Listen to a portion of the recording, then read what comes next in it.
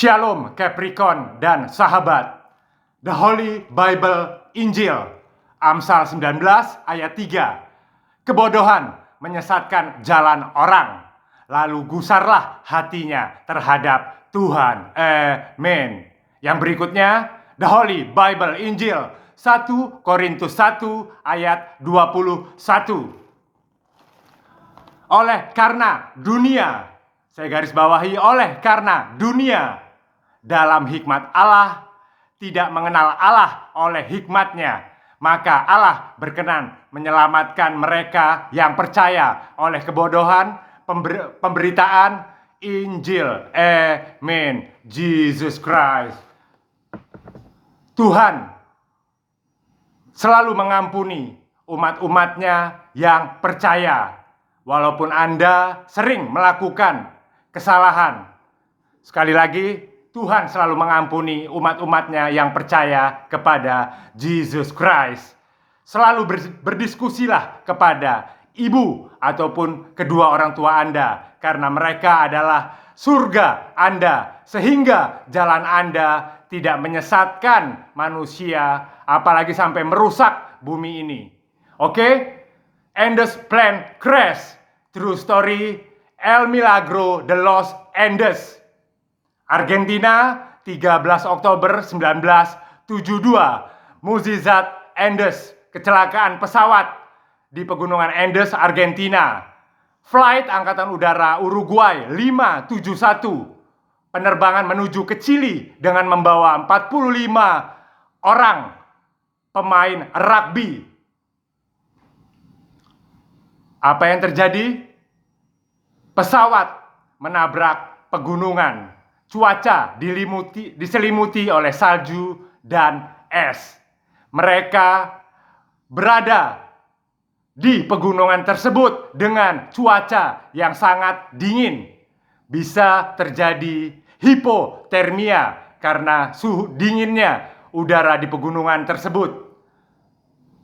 Penumpang bertahan hidup selama 72 hari. Bayangkan, 72 hari tanpa makan dan minum.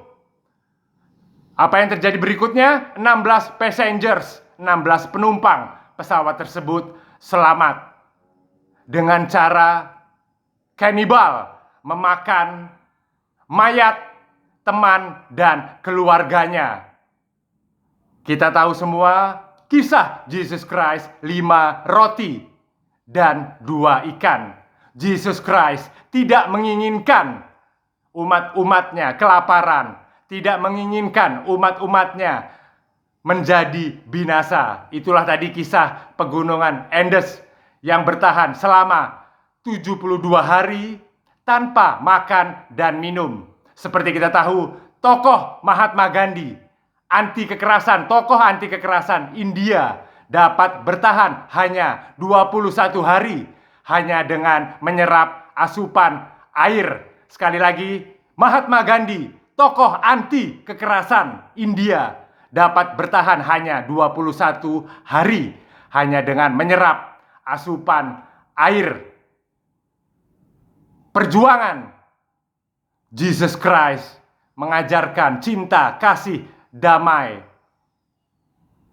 dapat kita contoh bagi semua umat manusia di muka bumi ini. Apakah Jesus Christ tidak mengalami halangan, rintangan? Ambisi iblis selalu merasuki, selalu menggoda. Yang pertama kisahnya adalah iblis menggoda Jesus Christ dengan pencobaan perut. Hati-hati buat kalian, iblis bisa mengacaukan, merusak, mengganggu pikiran kita dengan merusak sandang, pangan, dan papan. Saya beri contoh, jika Anda sudah berkeluarga, Anda memiliki tetangga tersebut membeli mobil baru. Lalu apa yang terjadi oleh rumah tangga tersebut? Pak, tetangga kita beli mobil baru. Sikap seperti itulah yang akan membawa kita kepada jurang dosa. Tetangga kita membeli TV baru, tetangga kita membeli sepeda motor baru. Bersyukurlah Sekali lagi, bersyukurlah dengan apa yang Anda miliki. Jangan bermewah-mewahan. Yesus Kristus tidak menyukai orang yang hidup bermewah-mewahan. Selalu bersyukur dengan apa yang Anda miliki. Jangan ikuti hawa nafsu iblis. Apa yang Yesus Kristus lakukan? 40 hari, 40 malam Yesus Kristus berpuasa di padang gurun yang sangat panas. Dalam hari ke-40, setan mulai menggoda Yesus Kristus dalam pencobaan perutnya. Tapi setan tidak akan pernah berhasil menggoda Yesus Kristus. Kisah yang berikutnya yang kedua, iblis menggoda Yesus Kristus dengan pencobaan jiwa. Yang ketiga, iblis mencoba menggoda Yesus Kristus dengan menyerang tingkat roh agar menyembah iblis dengan iming-iming mendapatkan kerajaan duniawi dan kemegahannya. Hidup tidak perlu bermewah-mewahan. Yesus Kristus yang merupakan Sang Mesias, Anak Allah, selalu menyembah, memuliakan Tuhan Bapa di sorga dalam pelayanan rohani pengampunan dosa. Sekali lagi, Yesus Kristus selalu mengajarkan kita untuk melayani umat-umat yang terkasih. Yesus Kristus melayani pelayanan rohani dalam pengampunan dosa. The Holy Bible, Injil, Matius 5 ayat 9-10. Berbahagialah orang yang membawa damai, karena mereka akan disebut anak-anak Allah. Ayat 10, berbahagialah orang yang dianiaya oleh sebab kebenaran, karena merekalah yang empunya kerajaan sorga. Amin. Matius 5 ayat 9 dan 10. Jihad dalam cinta kasih kedamaian. Jihad yang memiliki arti sesungguhnya, perjuangan, pengorbanan, selalu berada di jalan Tuhan. Bukan jihad yang merusak bumi ini. Seperti kita tahu, roh jahat meliputi teroris, drugs, narkoba, dan korupsi. Masih banyak lagi roh jahat yang lain. Apa impactnya, dampaknya dari teroris? Saya akan memberi kisah 9/11, serangan berdarah 11 September 2001 di Amerika Serikat. Apa impactnya? Impactnya, dampaknya tidak hanya kepada negara Amerika. Dampaknya menjangkau ke seluruh muka bumi ini, ke seluruh dunia. Membuat ketakutan hati akan ambisi setan.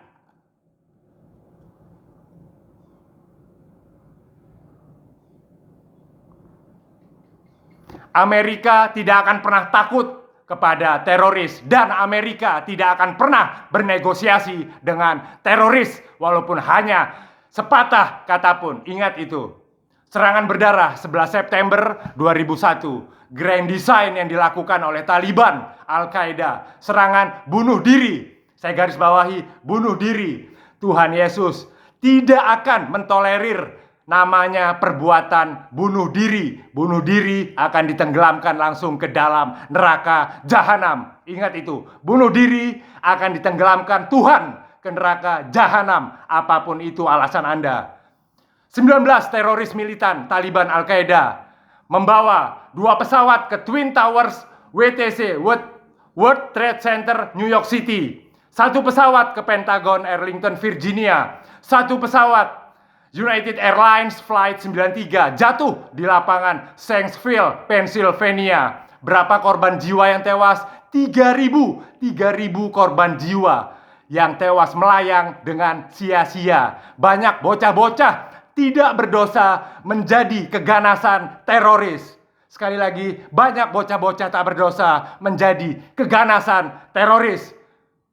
6.000 lebih korban luka-luka warga Amerika Serikat tidak berdosa. Itulah kekejaman teroris yang membuat aksi bunuh diri ke Amerika Serikat, serangan 9/11. Lalu selanjutnya apa? Amerika Serikat melakukan aksi yang cepat dengan mengerahkan Special Forces Navy SEAL Amerika Serikat. Sekali lagi, Amerika Serikat tidak tinggal diam. Amerika Serikat mengerahkan Navy SEAL US, Special Forces US dengan Geronimo kode Geronimo yang merupakan pemimpin perang suku Apache di Amerika Serikat, sehingga dapat menangkap teroris Taliban di Afghanistan. God bless you, Amerika. Saya akan memberi segitiga untuk kebangkitan rakyat Amerika yang tidak berdosa akibat ulah teroris 9/11. Sekali lagi, saya akan memberikan kebangkitan semangat untuk rakyat Amerika, karena sebentar lagi bulan September 9/11. Kita akan mengenang 9/11 sebagai peristiwa sejarah. Terus bangkit rakyat Amerika. Segitiga, seperti kita tahu semua, Jesus Christ lahir dan mati di kayu salib atas perintah Pontius Pilatus, gubernur Romawi. Sekali lagi, Jesus Christ mati di kayu salib atas perintah gubernur Romawi yang jahat. Oke, yang berikutnya, pada hari ketiga, Jesus Christ menampakkan dirinya kepada murid-muridnya. Lalu yang berikutnya, pada hari ke-40, Jesus Christ naik ke sorga, kerajaan yang kekal, abadi selamanya. Begitu pula rakyat Amerika, akibat 9/11, banyak bocah-bocah tidak berdosa, lahir tidak bercelah dosa, menjalani kehidupan kematian akibat ulah teroris yang jahanam, sehingga naik ke sorga. Korban tewas 9/11 sudah berada di kerajaan sorga Tuhan Yesus Kristus. Tapi bagaimana dengan teroris yang membuat tragedi berdarah tersebut? Teroris bersama dengan para setan menuju neraka jahanam. Jihad, perjuangan di jalan Tuhan bukan untuk mengacaukan dunia, bukan untuk membunuh dunia, bukan untuk membuat ketakutan hati umat lain di dunia. Perjuangan Tuhan yang sesungguhnya, jihad yang sesungguhnya, perjuangan dan pengorbanan adalah cinta, kasih, seperti kedamaian, keberlangsungan yang baik hingga sampai kapanpun untuk Yerusalem, Israel. Kita tahu semua Yerusalem, Israel adalah kiblat umat Kristen Protestan. Dan Vatikan Roma, Italia merupakan kiblat umat Kristen Katolik. Itulah perjuangan jihad yang sesungguhnya. Perjuangan dengan cara cinta kasih, kedamaian, untuk menarik jiwa-jiwa agar selalu menjadi manusia kudus. Gereja di Yerusalem, Israel, dan gereja di Vatikan Roma, Italia merupakan satu kesatuan yang utuh. Tubuh dari Jesus Christ. Sekali lagi, gereja merupakan tubuh dari Jesus Christ, di mana Jesus Christ merupakan kepala, kita adalah badannya, sehingga satu kesatuan yang utuh, tidak bisa dipisah-pisahkan. Thank you, Amerika Serikat. Jesus, I give you my heart. Stay strong, US.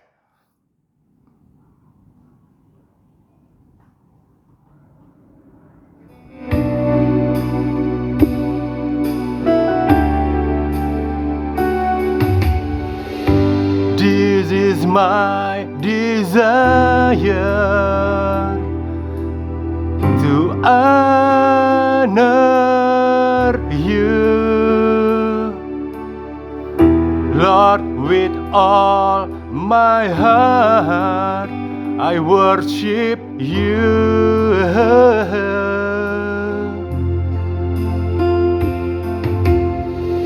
All I have within me I give you praise. All that I adore is in you.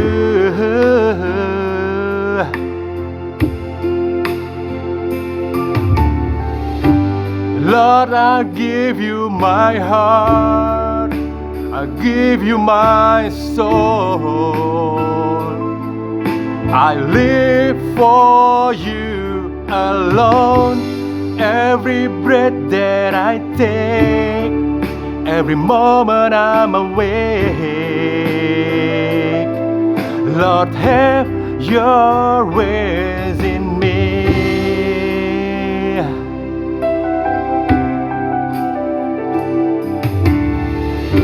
This is my desire, to honor you, Lord, with all my heart. I worship you.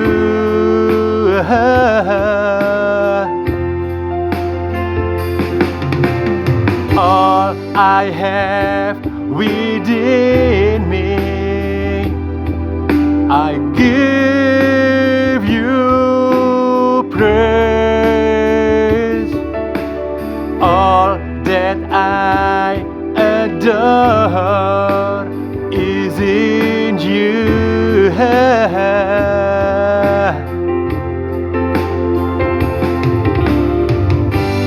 Lord, I give you my heart, I give you my soul. I live for you alone. Every breath that I take, every moment I'm awake. Lord, have your ways in me.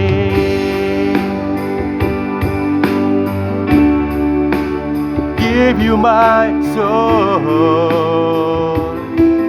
I live for you alone.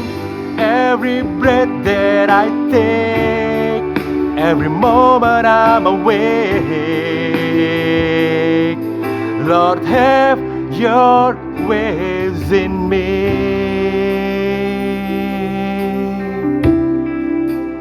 I will praise you, Lord, with all my heart.